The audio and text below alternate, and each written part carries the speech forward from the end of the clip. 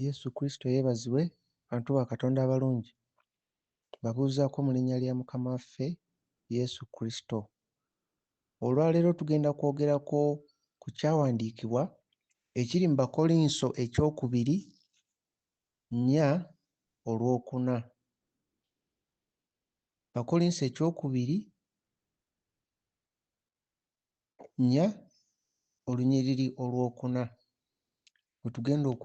we tugenda okwogerako awoogera Katonda. Pawulo yali ayogera Katonda ow'emirembe gino be yaziba amaaso g'amagezi gaabwe abatakkiriza omusana gw'enjiri ey'ekitiibwa eya Kristo, oyo kye kifaananyi kya Katonda, gulemenga okubaakira. Pawulo yali ayogera Katonda ow'emirembe gino be yaziba amaaso g'amagezi gaabwe abatakkiriza. Abo abatakkiriza Katonda w'omulembe guno be yaziba amaaso, nga obuzibu bwava ku butakkiriza. Y'ensonga lwaki Yesu yagamba nga gwe kasita onakkiriza, era Yesu n'agamba nti buli atakkiriza gumaze okumusinga. Era awatali kukkiriza tetusobola kusanyusa Katonda. Omuntu owulira ekigambo, bw'okiwulira munda mu ggwe mu mutima n'okkiriza nti Katonda ayogera naawe, n'olyoka okkiriza. Oyo atategedde nti Katonda ayogera naye takkiriza, era oyo atakkiriza, oyo Katonda w'emirembe gino gwe boogerako gw'aziba amaaso g'amagezi ge, aziba amaaso g'amagezi ge. Era tulaba Pawulo ne we yagenda mu Beefeso yasanga basaba abaagalana balina okwagala, naye n'alaba nti nabo baali beetaaga okuzibula amaaso g'entegera yaabwe. N'agamba agenda kubasabira, tagenda kulekerawo boogerako mu ssaala ng'asaba. Ekyo ekiri mu Beefeso 1 kutandikira 15:16-17. Tajja kuleekerawo kuboogerako mu ssaala ng'asaba Katonda azibule amaaso g'entegera yaabwe. Kati abo abatakkiriza beebo Sitaani, nga Pawulo gwe yayita Katonda w'emirembe gino, be yaziba amaaso g'amagezi gaabwe abatakkiriza. Y'ensonga lwaki ggwe osobola okuba ng'olina ky'olaba ate omulala takiraba, ate omulala akiraba bulala. Y'ensonga lwaki omulala tumubuulira ku make-up ne tumugamba mune make-up. Kye kintu abantu kye beekolera, bo bennyini kye beekolera, tekyava wa Katonda. Omu n'akitegeera, omulala n'atakitegeera. Kati oyo atakitegedde y'oyo Katonda w'emirembe gino gwe yaziba amaaso ag'amagezi gaabwe abatakkiriza. Omusana gw'enjiri ey'ekitiibwa kya Kristo, oyo kye kifaananyi kya Katonda, gulemenga okubaakira. Leero kye tugenda okwogerako, kubanga oyo omulabe Sitaani yeetwala nga ye Katonda w'omulembe guno. Bangi gwe basinza, yali emabega w'amadiini, yayagala okutwala emmeeme ng'ayita mu birungi by'ensi, ensi by'etunuulira. So ng'ate ye Mukama atugamba bwe tulaba mu Makko 8:36, abuuza nti kinaagasa ki omuntu okulya ensi yonna n'afiirwa emmeeme ye? Kinaagasa ki omuntu okulya ensi yonna n'afiirwa emmeeme ye, n'afiirwa soolo ye? Kubanga eno ensi Sitaani yeetwala nti eno ensi ye ayagala atwagaze ebyensi nga ye w'abyagala. Bantu ba Katonda balungi, ekyawandiikibwa ekigambo kya Katonda kiri mu ngero. Katonda engeri gye yayagala okutulaga nti Sitaani eno ensi ye agyagala yenna agiggweerako, era ye gy'alya gy'ayagala. Katonda atulagira ku musota. Omusota guno bw'oba ogutunuulidde entambula yaagwo, olubuto lwonna lwonna lubeera ku ttaka, ate era omusota gulya ttaka. Kati omusota kabonero Mukama k'akozesa otulaga Sitaani.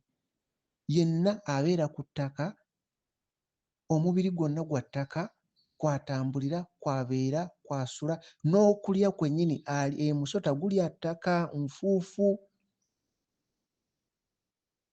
Kati ako kabonero akaalika Mukama ng'atulaga Sitaani kikyali. Kati naffe Sitaani ayagala twagaza nsi nga ye bw'ali ng'omusota bwe guli ku ttaka kwonna, naffe tubeereko. Naye ffe Katonda yatutonda nga ayagala atulage nti ffe tetuli b'eno nsi. Kati ffe Katonda n'atutonda nga ekitundu ekitono ennyo ku ffe kye kikoona ku ttaka, ebigere byaffe nga kye kikoona ku ttaka. Naye Mukama mu byawandiikibwa n'ayogera mu ngero empitirivu ng'atulaga nti newankubadde ebigere byaffe bye bikoonye ku ttaka, ebigere byaffe bye bina connection n'ensi, ye Mukama n'atulaga nti ebigere byennyini ebirina connection n'ensi, Kristo agenda kujja anaazeeko ettaka ng'obujulizi obulaga nti twalinnye ku nsi. Y'ensonga lwaki Yesu Kristo yanaaza ebigere eby'abadisciples be n'abinaaza. Kaali kabonero akalaga nti ali mu kutuggyako obujulizi nti twalinnya ku ttaka, tulina akakwate n'ensi. Era ne tulaba mu Befeso, tulaba mu Befeso 6:15 mu byokulwanyisa Mukama by'atuwa. Atuwa engatto, atuwa engatto nga y'enjiri ey'emirembe. Agamba twambale engatto nga y'enjiri ey'emirembe mu bigere byaffe, enjiri ey'emirembe nga gy'ayagala ebeere nga yeri wakati waffe n'ensi. Ebigere byaffe ekifo ky'okulinnya ku ttaka, atuwa enjiri ey'emirembe ng'etulaba mu Befeso 6:15. Enjiri ey'emirembe y'ebeera wakati w'ebigere byaffe n'ettaka, tuleme kulinnya ku ttaka. Naye bino byonna ng'abikola mu ngero atulage nti ffe tetuli b'eno nsi era tetulina kakwate na nsi, kubanga era ng'atulaga nti guno omubiri gwe gulidda mu ttaka, guno omubiri gwe gulidda mu ttaka mwe gwava. Naye nga ffe Mukama aba atulaga nti ffe tetulina kakwate na nsi era ffe tetuli b'eno nsi. Kati ye Sitaani nga bw'olaba nti omusota gwo gwonna gwonna olubuto lwagwo gwonna gwa ku ttaka era gulya ttaka, kati Sitaani ayagala naffe tubeere ekyo ky'ali. Y'ensonga lwaki olaba ensi yonna yonna eyaayaanira ttaka. Abantu eno balwanira ttaka, bayombera ttaka, emisango giri mu ttaka, abantu ne betta olw'ettaka, naye nga tebamanyi nti eryo ettaka ye Sitaani omusota kw'atambulira, kw'asula, ly'alya, ekyo ky'ali. Ate Kristo okunaaza ebigere kaali kabonero akalaga nti atunaazaako akakwate ke tulina ku nsi. Bino byonna Yesu yabikolanga naye nga lugero. Yesu ebintu bino yabikolanga mu lugero aswaze abagezi b'ensi batunule nga tebalaba, bawulire nga tebategeera. Ffe tetuli ba nsi naye ate mweno ensi Katonda yatusindika kujja kubuulira. Yatusindika ffe abatali ba nsi tujje wano tubuulire. Nga naye Kristo bw'atali w'eno nsi yajja okuleeta ekitangaala. Ffe Mukama atugamba mu Makko 16:15 agamba mugende eri ensi, mugende mu nsi mubuulire enjiri, mugende mu nsi mubuulire enjiri. Bantu ba Katonda abalungi, Sitaani ayagala ffe tugoberere bya nsi, so ng'ensi erina kubeera wansi wa bigere byaffe nga si yeetufuga. Ng'oyo omukyala gw'olaba mu Kubikkulirwa 12 n'olwokubiri Mukama gwe yalaga Yokaana ng'omwezi guli wansi wa bigere bye. Omwezi gukiikirira eby'obugagga by'ensi, gukiikirira ekitangaala eky'omu kizikiza, nga ekitangaala ekyo abakiraba babeera mu kizikiza, babeera mu budde bwa kiro, ate ng'ekitangaala ekyo si kitangaala kya ddala. Era nga olaba ekitangaala ekyo eky'ekiro kikuleetera okulowooza nti enjuba teyaka essaawa eyo kubanga oba mu kizikiza, so ng'enjuba eba tezikidde. Enjuba ekiikirira ebitangaala by'ebitangaala nga ye Kristo.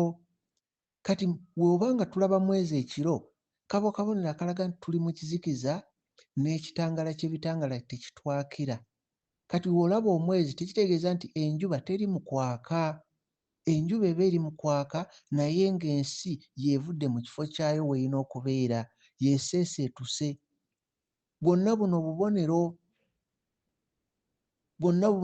bantu ba Katonda abalungi. kubanga omulabe Sitaani ye olw'okuba y'afuga ensi eno ayagala abe nga ensi yonna eyaayaanira ye kyali eby'obugagga by'ensi.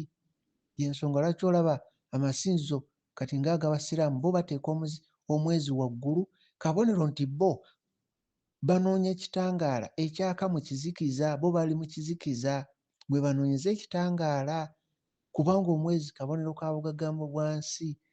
N'amadiini mangi ag'Abayindi olaba bakulembeza omwezi ne bakuba obufaananyi bwabwe ng'oli atudde ku mwezi bo kye bakulembeza, ne ku tempo zaabwe okiraba bakulembeza bya nsi.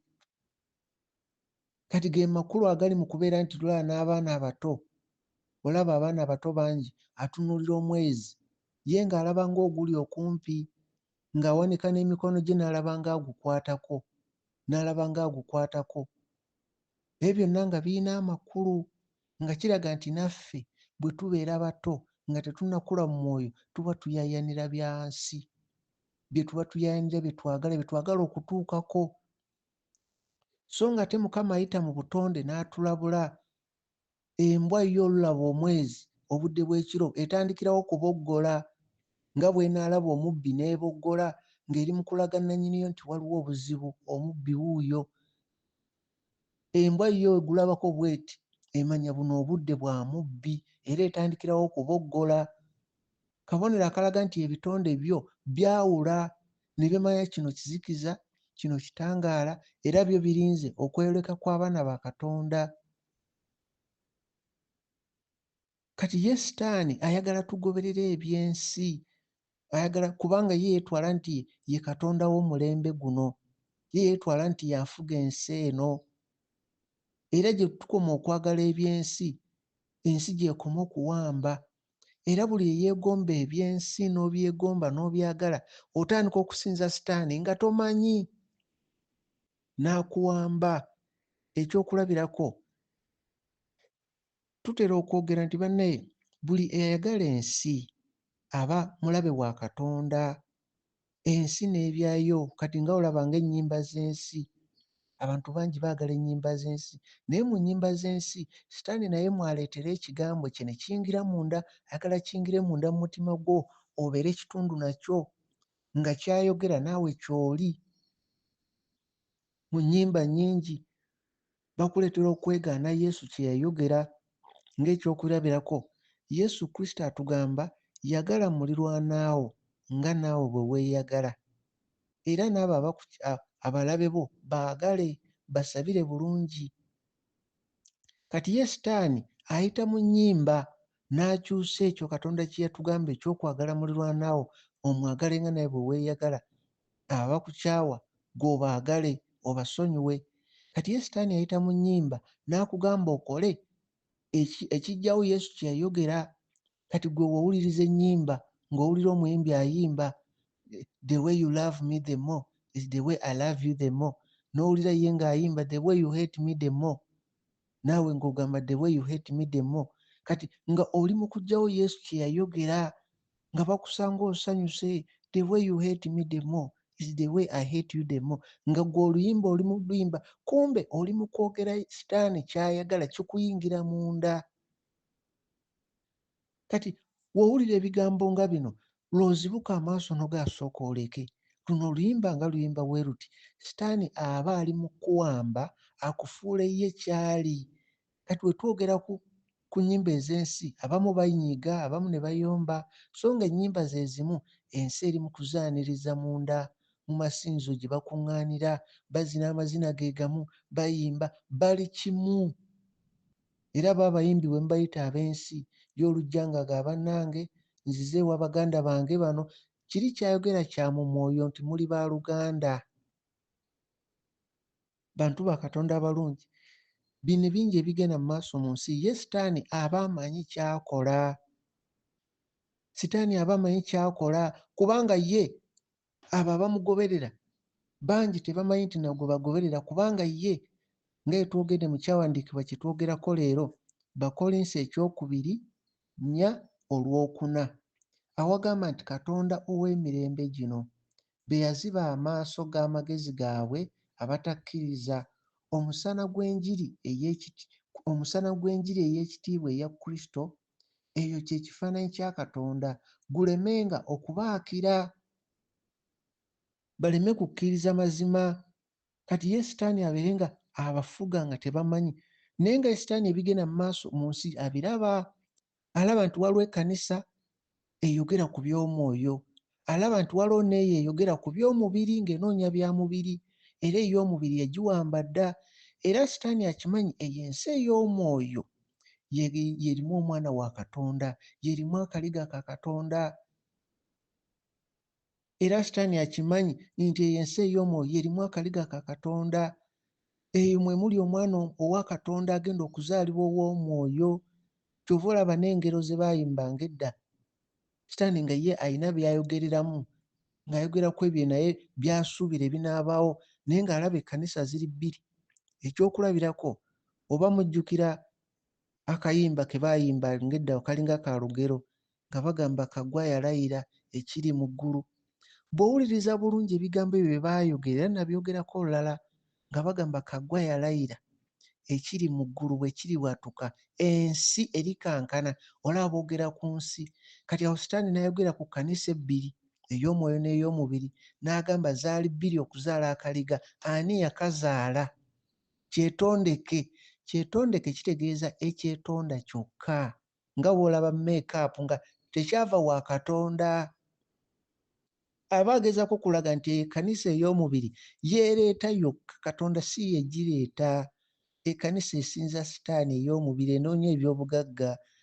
Kati abantu baayimbanga buyimbi bo nga tebamanyi, kumbe Sitaani aba akuteekamu ekikye, akuteekamu obujulizi, ne w'onaava wano mu bulamu bw'ensi y'aleeta obujulizi nti yamanya ekinaabaawo, naddala ku kkanisa ye ey'omubiri, era aligikulembera. Kati bino ebintu biringa ebikwekeddwa. Kati abantu baayimbanga buyimbi kaggwa yalayira, naye nga teweebuuza lwaki bagamba kaggwa. Kaggwa, Sitaani aba ategeeza, aba ayogera ku Adamu eyagwa gw'ayita kaggwa. Aba agamba Adamu eyagwa n'ava mu kitiibwa kya Katonda gw'ayita kaggwa. Yagwa n'ava mu kitiibwa kya Katonda gw'ayogerako, gw'ayogera kaggwa yalayira ensi erikankana. Yayonoona, Katonda tatukkiriza kulayira, aba ategeeza kaggwa yayonoona, kaggwa yalayira ensi erikankana. Ensi yonna n'egwa mu kufa ku lw'oyo omu eyagwa. Kati zezo engero z'owulira, kaggwa yalayira ensi erikankana, ekiri mu ggulu bwe kiribwatuka. Zaali bbiri okuzaala akaliga. Ayogera ku kkanisa mu nsi ey'omwoyo n'ey'omubiri, nga wolaba abaana ba Aburahamu babiri, omu wa mwoyo wa kisuubizo, omulala wa mubiri. N'abuuza zaali bbiri okuzaala akaliga, ani yakazaala? Kyetondeke. Kyategeeza nti eno ensi, oyo gwe balinda omwana wa Katonda, eno ensi bo gwe balinda era gwe bateeseteese Sitaani gw'abatwadde, y'oyo nga mu kkanisa ey'omubiri kyetondeke, kitegeeza ye nga tebaagitonda, nga yeetonda yokka. Sitaani kyagezaako okulaga bantu ba Katonda abalungi. Kati ebyo byonna kwe biva, Pawulo n'atuuka okugamba bannange, oyo ye Katonda w'emirembe gino, be yaziba amaaso g'amagezi gaabwe abatakkiriza, omusana gw'enjiri ya Kristo guleme, gw'enjiri ya Kristo eyo kye kifaananyi kya Katonda guleme okubaakira. Yabaziba amaaso. Ne bino byennyini bye twogera, waliwo abajja obbiwulira bayombe banyiige, ng'ate babulizi ba njiri, bagamba ono biki by'ayogera, nga bo balinda njiri egamba ogenda kufuna visa, ogenda kugaggawala. Tebamanyi waava mu bulamu bw'ensi buno n'ayimirira mu maaso ga Katonda. Emmeeme ye buli kimu kye yakola ku nsi, kye yalaba, bye yawulira, ebifo bye yagendamu, ebigambo bye yayogera, bye yalowooza, bigenda kuggyibwayo. Tebagenda kuggyayo masuuti malungi ge yayambala n'engatto. Ebyo bikoma wano ku nsi. Kati wuliriza ekigambo eky'amazima, igwe alina ennyonta ogenda kujjuzibwa. Nannyini ebigambo bino ye agenda bitegeera, abyawule, ategeere bw'ati Sitaani bw'afuga ensi. Ate oyo atali nannyini byo agenda kwogera kunyiiga. yeebuuza ono njiri ki gy'abuulira. Kubanga ekkanisa ziri bbiri, ey'omwoyo n'ey'omubiri. Naye ezo ekkanisa bbiri nga w'olaba omwana ow'ekisuubizo Isaaka yayigganyizibwa nnyo omwana ow'omubiri Isimayiri, yamuyigganya nnyo. Kati n'ekkanisa ey'omubiri eyigganya ey'omwoyo. Y'ensonga lwaki katugeze ekyokulabirako, ensonga lwaki kati ng'ejjinja etwagenda okukola crusade, abasumba b'omu kitundu baanyiiga nnyo, ab'obumu abalina ab'obumu abasumba b'omu kitundu baanyiiga nnyo, kabeebuuza bano abalokole baawa, baavudde wa, nga tebaagenze ew'omukulu overseer atwala ekitundu. Kati nga bo kubanga bo bali mu kkanisa ey'omubiri, kati ey'omwoyo tulina Kristo y'atutwala. Ey'omubiri nabo balina bakama baabwe, baba n'obumu nti obwo obumu obw'abasumba bwe butwala abasumba b'ekitundu ekyo, n'obwo obumu ne buba n'obumu obubatwala paka ku butwala region, paka ku butwala eggwanga, n'owulira nti mu Uganda mulimu bafu, nafubaaka, kale ate nabo ng'ate bali wansi wa Interreligious Council, ne Interreligious Council naye eri wansi w'akakiiko aka UN, Interreligious Council, nabo nga bali wansi wa Paapa.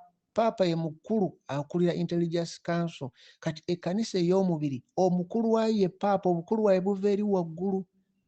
Kati wano omuntu amanya bumanya nti pasita waabwe ali mu bumu, naye teyeebuuza obumu obwo ani abukulira asembayo, ye Paapa. Kati oli agamba si Mukatuliki naye nga oli yamutwala, era ne ssente basasulwa n'emisaala gituuka, naye tegijja gyokka, kugirako n'ebiragiro. Kati ze kkanisa eziri mu nsi bbiri, so nga ate we tulabanga abatume mu bikolwa by'abatume tebaaliko ebyo mbu ate waliwo obumu obubatwala obufuga ensi yonna yonna. Yesu yagamba ebya Kayisaali tubiwe Kayisaali, n'ebya Katonda tubiwe Katonda, ng'akabonero akalaga nti ebya Kayisaali si bya Katonda. Kati oyo Kayisaali, ekitiibwa kya Kayisaali kye baawa Paapa, kye baatuuma Paapa, n'abakiise abaakiikiranga Kayisaali be baatuuma Bakalidinaali. Kati abantu tebalowooza nti Kayisaali olwaleero taliiwo, waali, ye Paapa era yafuga amadiini. Era bw'ojja nga toli wansi waabwe n'ojja okubuulira enjiri mu kitundu, abakolako ku Crusade mukimanyi, gw'oba oli awo ng'abasumba bazze b'otamanyi b'otalabanga nako, nga bakubuuza wazze otya wano, wayiseewo mukulu atwala abalokole mu kitundu kino, kubanga yafuuka ddiini, ng'afuuka ddiini ng'erina ne headquarter e Roma. Kati Roma weete weefuga ensi. Kati ze kkanisa ezo bbiri, ey'omwoyo n'ey'omubiri. Ey'omubiri era mukulu waayo wa mubiri era ali wano ku nsi. Ey'omwoyo mukulu waayo ye Katonda era wa mwoyo. Kati ye Sitaani ayogera n'agamba ani yazaala akaliga, nga kyategeeza ye oyo ekkanisa ey'omubiri ye okusinziira ku Sitaani yeeyina omwana wa Katonda. Kyekyo kye bayimba mu kayimba ako kaggwa yalayira, ensi eri kankana, zaali bbiri okuzaala akaliga. Ani? Zaali bbiri nga olaba abakyala bali abaakayanira omwana ku Sulemaani. Sulemaani n'agamba baleete ekitala basale, maama omwana n'agamba omwana tebamusala. Awo wonna makulu era agalaga zaali bbiri okuzaala akaliga, naye ani yakazaala? Babiri bonna bagamba balina omwana wa Katonda, naye omwana wa Katonda wa mwoyo. N'olw'ensonga eyo bantu ba Katonda abalungi, buli lwe tugoberera ebyensi tubeera nsi, era buli lw'ogoberera ebyensi munda mu ggwe oba nsi, obanga wolaba musota gwebaka ku ttaka, olubuto lwonna gulya ttaka, guba nfuufu. Kati bwe tugoberera eby'omwoyo ate tuba mwoyo, era w'obeera omwoyo, omwoyo nga gudda eri Katonda. Bw'obeera ensi era ensi ng'egoberera Sitaani gy'alaga. Kyova olaba ye Kristo atugamba tuzaalibwe omwoyo. Mu Yokaana 3:5, okuggyako ng'ozaaliddwa omwoyo tosobola kuyingira bwakabaka bwa Katonda. Bantu ba Katonda abalungi, Yesu Kristo awatali ngero talina kye yayogera. ebyo yayogeranga Yesu Kristo abyogera mu ngero okuswaza abagezi b'ensi batunule nga tebalaba, bawulire nga tebategeera, kubanga bino ebintu bya ngero, ayogerera mu ngero bantu ba Katonda abalungi. Kati ffe tulina okuba nga tetugoberera bya nsi, kubanga gy'okoma okugoberera ebyensi obeera mulabe wa Katonda. Gy'okoma okugoberera ebyensi ogenda kubeera mulabe wa Katonda. Gy'okoma okugoberera ebyensi ogenda kubanga ebyensi ne woba mubuulizi wa njiri ogenda kubanga enjiri gy'obuulira totunuulidde bantu genda mu ggulu, otunuulidde engeri ya kulaakulana ng'oyita mu njiri, otunuulidde kutuuka ku bigendererwa byo mu bulamu ng'oyita mu njiri. Ng'e nababuulira omubuulizi w'enjiri omu n'abalala be nalaba mu Geena, Mukama n'andaga omubuulizi w'enjiri oyo nga wano ku nsi abantu basasulanga ne ssente okuyingira mu kyaki, nga bakola conference abantu nga basasula okuyingira, nga bali mu kuzimba, bali mu kuvuganya Musumba ki alina essomero eddene, Musumba ki azimbye eddwaliro, Musumba ki alina ekizimbe ekinene, bo nga bye balimu bya kuvuganya bya nsi. Naye ng'ekigambo kya Katonda si kya kutunda, kya bwereere, bali mu kutunda butabo. Kati bw'oba onoonya kya mwoyo nga si bya nsi, obutabo oba otunda bwaki? Gwe ekintu ky'otaagula lwaki okiteekako omuwendo? Kubanga ye Mukama akuweeredde bwereere, kati ate otaddeko omuwendo nti akatabo ka ssente bwe ziti. Bantu ba Katonda abalungi, okugoberera ebyensi omaliriza oli sitaani, omaliriza oli ekikula kya sitaani kiyingira mu ggwe, omalirize nga ne Katonda waakutunuulira alaba sitaani. Ne Katonda ayagala alabe nti watunuulira alaba mwana we Kristo. Ffe tetuli b'eno nsi, y'ensonga lwaki Mukama yatutonda nga bigere byokka, ekitundu ekitono nga kye kirinnya ku nsi. Naye n'ekyo ekitundu ekitono ekirinnya ku nsi n'atugamba agenda tuwa engatto mu bigere byaffe, nga enjiri ey'emirembe, nga eri wakati waffe n'ensi. Enjiri ey'emirembe eyo nga kye kigambo kya Katonda nga ye Kristo, nga bya lugero, naye nga Mukama ali mu tulaga nti ayina enteekateeka otwawula n'ensi, kuba ffe tetuli ba nsi. Ne Yesu n'ayogera n'agamba mmwe temuli muli ba nsi eno, naye Yesu n'ayogera n'agamba muli mu nsi eno naye temuli ba nsi. N'agamba muli mu nsi naye temuli ba nsi. Ne Kristo ye naye yennyini n'ayogera n'agamba naye si wa nsi eno, naye azze eri ensi aleese ekitangaala. N'agamba mugende eri ensi mubuulire. Kati buli lwe twegomba ebyensi, bantu ba Katonda abalungi, twefuula balabe ba Katonda. Era Kristo n'anaaza badisayiples b'ebigere ng'akabonero akalaga nti ali mu kunaazaako obukakafu nti baalinnya ku nsi. Kaali kabonero nti Kristo wajja mu ffe atunaazaako ebyo byonna byonna ebyensi n'akakwate konna n'ebyensi. So nga abo ab'ensi bo bayaayaanira nsi, bayaayaanira ttaka. Nga olaba omusota gulya ttaka, olubuto lwawo gwonna gwekulula ku ttaka, gwonna gweggweera ku ttaka. Kati n'abo abongera okwagala ensi bayaayaanira ttaka ng'omusota bwe guli, lye balowoozaako, naye ng'ettaka eryo libatwala mu kuzikirira era omusota gye gulaga. So ng'ate bantu ba Katonda abalungi, bino ebintu byonna byalinga mu ngero naye nga birina amakulu. Mu Bikolwa by'Abatume 13:25 nga babuuza Yokaana oba ye Kristo. Yokaana n'agamba nze si ye nze ye, naye waliwo agenda okujja emabega wange. N'agamba oyo agenda okujja engatto ze sisaanidde wadde okusumulula obuguwa bwazo, zisumulula sisaanidde. Nga kyategeeza oyo ajja amusingako, nga kyategeeza oyo ajja enjiri gy'alina ey'emirembe ya muwendo nnyo. Yokaana tasaanidde wadde okujja okusumulula ku ngatto ze. Bino ebintu byonna bya lugero, era Katonda tayagala iffe tube n'akakwate, twongere kuba n'akakwate ebintu bitusembeza eri nsi. Ayagala tube nga tetulina akakwate na nsi, kuba ffe tetuli ba nsi nga tetugyegomba. Ab'ensi kabalolagambe ffe tetutegeera, kabagambe nti tweyisanga aba banaku. Ensi keyogera ebyeyagala naye ffe tumanyi kye twagala.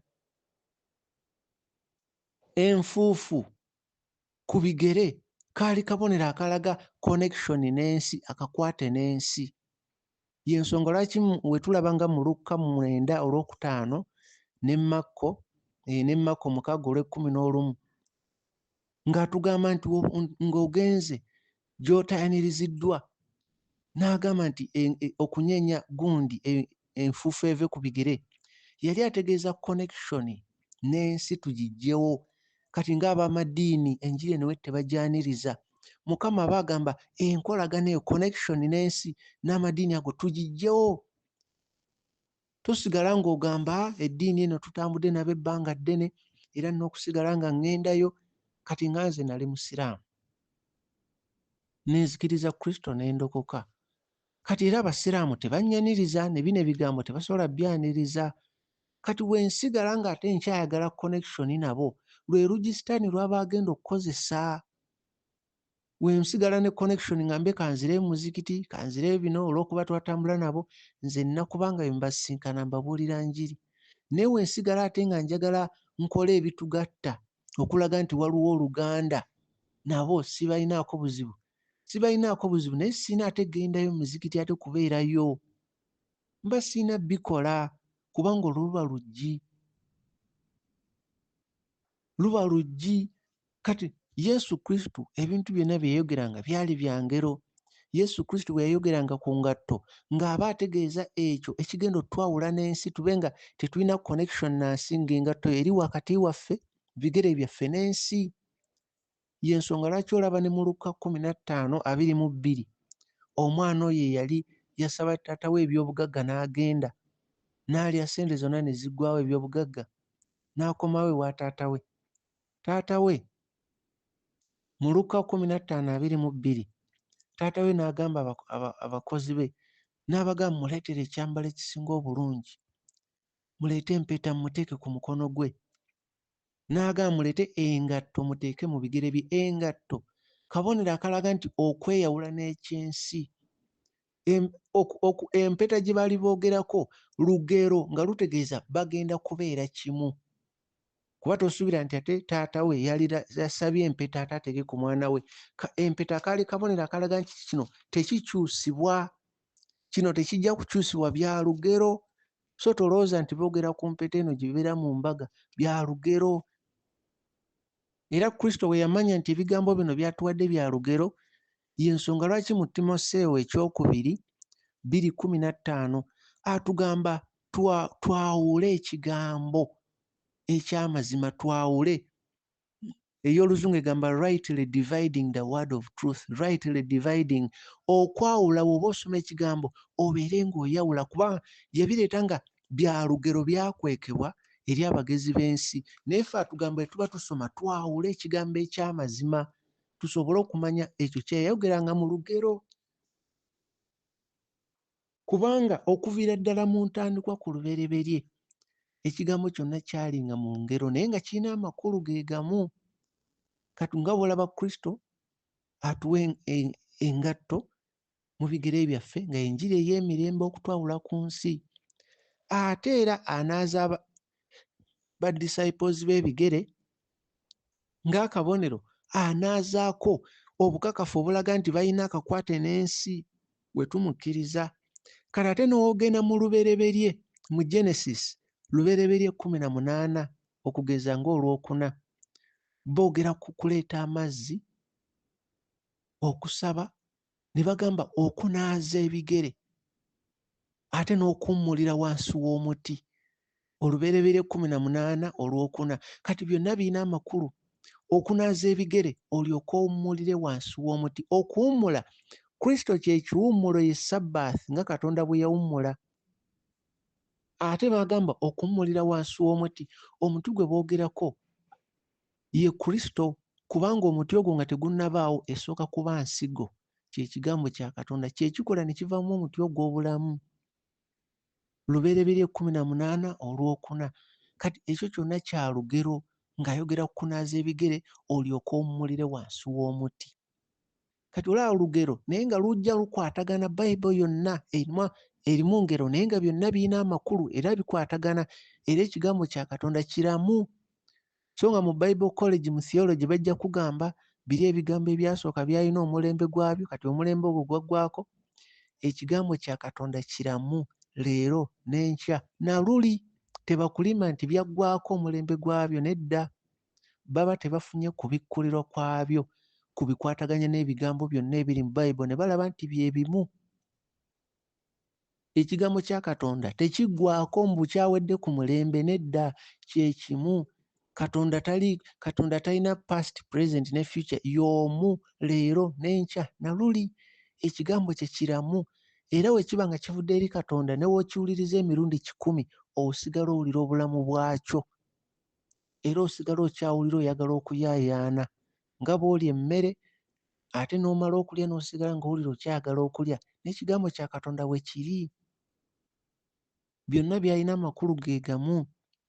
Ne bw'olaba mu Kuva, ne bw'olaba mu Exodus, Kuva 3:5, Mukama ng'agamba omuweereza we amugamba oggyemu engatto, ekifo ky'olimu kitukuvu, ng'amugamba ajjamu engatto, ekifo ky'olimu kitukuvu. Kaali kabonero nti we yali, kaali kabonero nti awali Katonda wo watukuvu, w'ayagala tubeere ne connection, tuba tetwetaaga ate engatto zitwawula nansi. Awo kaali kabonero akalaga nti ate we tulituuka mu maaso ge ate tujja kubanga twetaaga okuba ne connection. Ate awo tajja tugamba nti mwambale oba engatto mu bigere byammwe mube nga temulina connection, wabula yali atulaga nti ate we tugenda mu maaso ge awo ayagala tuggyemu engatto kuba ayagala tube ne connection naye. So ng'eno ku nsi agamba atuwe engatto tube nga tetulina connection na nsi. Kyava agamba omuweereza we mu Exodus Okuva 3:5, gyamu engatto, ekifo ky'oyimiriddeko kitukuvu.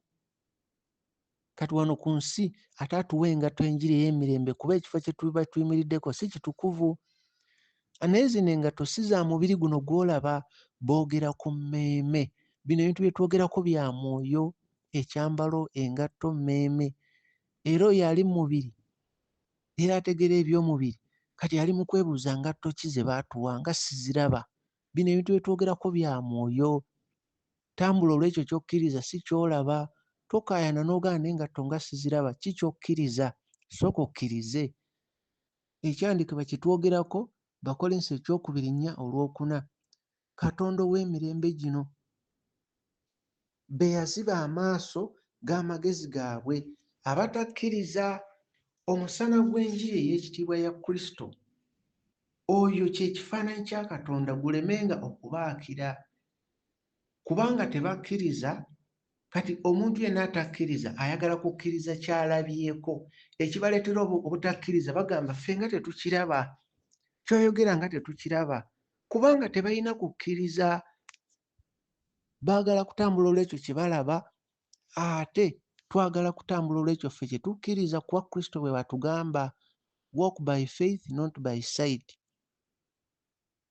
Obujulizi buyitirivu obuli mu Bible okuva wonna, ne w'osoma Exodus, ne w'osoma ku Passover, okulaba kino eky'engatto, eky'ebigere, okulinnya ku nsi, ne w'olaba ku Passover, ne w'olaba Okuva 12:11, Exodus 12:11, nga Katonda ayogera ku ngatto mu bigere byabwe balyoke balye.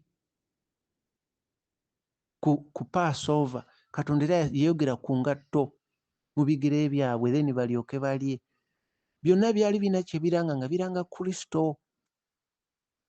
Ne bw'olaba Kuva 3:21, Exodus 30:21 wonna n'osomawo, ojja kulaba nti baanaazanga ebigere byabwe ne banaaza n'engalo.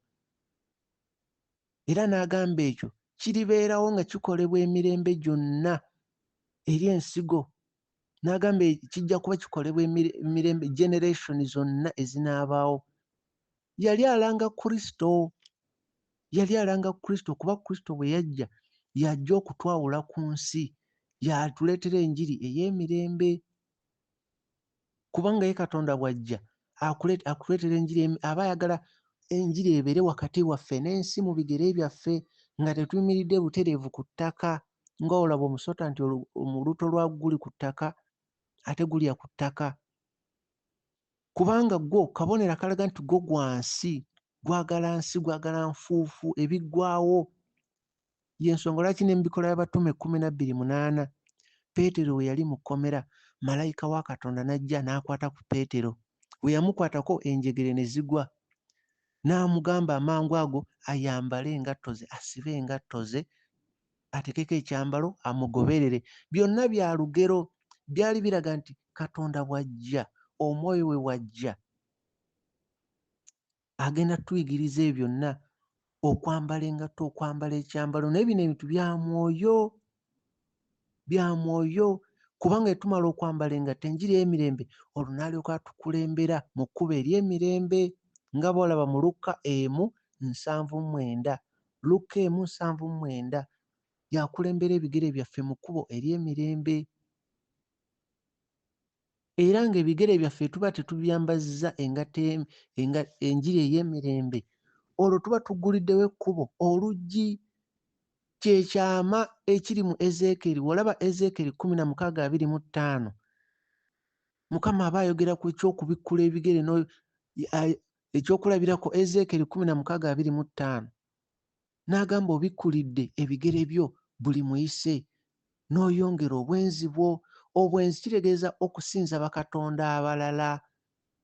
Kubanga Eva yalina kugoberera Adamu nga gw'alina okuwuliriza. Kati obwenzi kabonero ak'olugero akaba koogera okuva ku oyo yekka gw'alina okugoberera. Era wano kye njagadde olabe, baayogera nti obikkulidde ebigere byo buli muyise. Kitegeeza talina njiri eno ey'emirembe. Kakino nkikulaze otegere nti ekigambo kino eky'okutuwa enjiri ey'emirembe, Katonda yayagala kutwawula ku eno nsi, tube nga tetulinnya butereevu ku nsi eno, kuba ffe tetuli ba nsi. Kuba b'ensi omulabe Sitaani y'abafuga, yeetwala nga ye katonda w'omulembe guno. Ky'ova olaba bw'ogenda bw'oti mu ssabo, baga toyingiza ngatto, baagala ebigere byo butereevu bituuke wali, kabonero akalaga nti olina okulinnyawo. Kubanga ye connection yo ne Sitaani, eno ensi ye connection yo ne Sitaani. N'olw'ensonga abantu ba Katonda abalungi, ife Katonda yatutondanga ebigere byaffe kitundu kitono ekirinnya ku ttaka, naye ekitundu ekyo n'atayagala tube ne connection na nsi, kuba tetuli ba nsi. Kwe kutuwa engatto nga y'enjiri ey'emirembe. Ebigambo bino bya lugero, so ng'ate ye Sitaani omusota gwo gubeerera ddala ku ttaka olubuto lwonna, ate gulya ttaka. Nga gye tukoma okwagala eby'ensi, naffe tugenda kumaliriza nga tunoonya ttaka ng'omusota gunoonya ttaka, kuba gulya enfuufu. Y'ensonga lwaki olaba abantu bangi ettaka kye kintu kye balowoozaako, kye balwanira, kye bakayanira, lye lyawuddeyawudde, entalo nnyingi nnyo ziri mu bantu, ttaka. Naye nga bagenda ddireka, nga bya bugagga bya nsi eno, bya bugagga bya nsi. Bantu ba Katonda abalungi, n'olw'obubaka buno bwe tugabanye, tutegeere nti oyo omulabe Sitaani yeetwala nga ye katonda w'omulembe guno, nga y'azibye amaaso g'amagezi gaabwe abatakkiriza. Kati abatakkiriza totawaana kkaayana nabo, totawaana kkaayana bino ebigambo by'oyo alina ennyonta. Enjiri teba ya kkaayana, teba nga debate nti olina okunnyonnyola olage wano we watuufu. Nedda, oyo alina ennyonta agenda kujjuzibwa, anoonya agenda kuzuula. Ogenda kkaayana otya n'omuntu atanoonya? Oyo anoonya awuliriza n'okwekenneenya olw'okunoonya. Mukama abakuume, mwebale kumpuliriza.